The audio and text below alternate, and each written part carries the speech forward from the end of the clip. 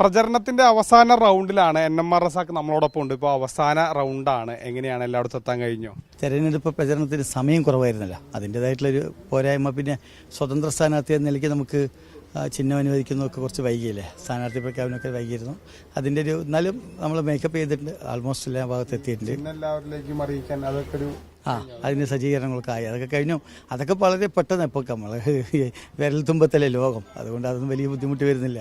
കഴിഞ്ഞ ദിവസം രമേശ് പിഷാരടിയെ തടഞ്ഞൊരു സംഭവം ഉണ്ടായത്, അങ്ങ് രമേശ് പിഷാരടിയെ പിന്തുണയ്ക്കുന്ന ഒരു സാഹചര്യമൊക്കെ കണ്ടു.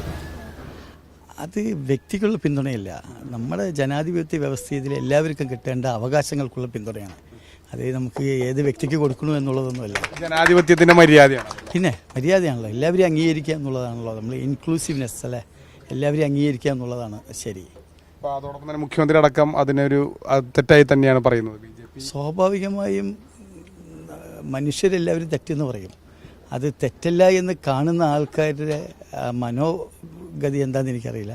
സാധാരണഗതിയിൽ എല്ലാവരും തെറ്റായി തന്നെ പറയാം. അതിനകത്ത് നമ്മൾ മുഖ്യമന്ത്രി എന്നല്ല, ഏത് മനുഷ്യനും അതിനകത്ത് തെറ്റാണെങ്കിൽ തെറ്റെന്ന് പറയാവുന്ന മാനസികമായ അവസ്ഥയിൽ നമ്മൾ എത്തുക എന്നുള്ളതാണ്. ഇതിനിടെ ചില BJP ഹാൻഡിലുകൾ നിങ്ങളുടെ കുറച്ച് ഫോട്ടോസ് വരുന്നുണ്ട്. അത് രാഹുലിൻ്റെ വിജയാഹ്ലാദ പ്രകടനത്തിൽ പങ്കെടുക്കുന്നു എന്ന് പറഞ്ഞിട്ടാണ് അത് പങ്കുവയ്ക്കുന്നത്. അതെന്താണ്, അതിൻ്റെ യാഥാർത്ഥ്യം എന്താണ്? നമ്മൾ ഏത് ലോകത്താണ് ജീവിക്കുന്നത്?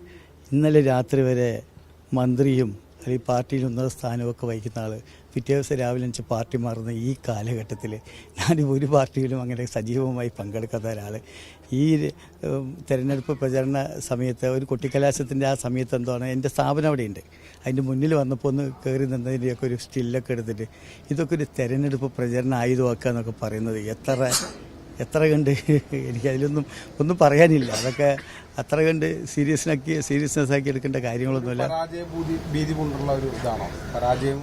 ആശയ ദാരിദ്ര്യങ്ങളല്ല, പ്രചരണമായ വിഷയങ്ങൾ വേറെ എന്തൊക്കെയുണ്ട് നമുക്ക്. നമ്മുടെ നാടിൻ്റെ വികസനമല്ലേ പ്രചരണത്തിന് പ്രധാനം.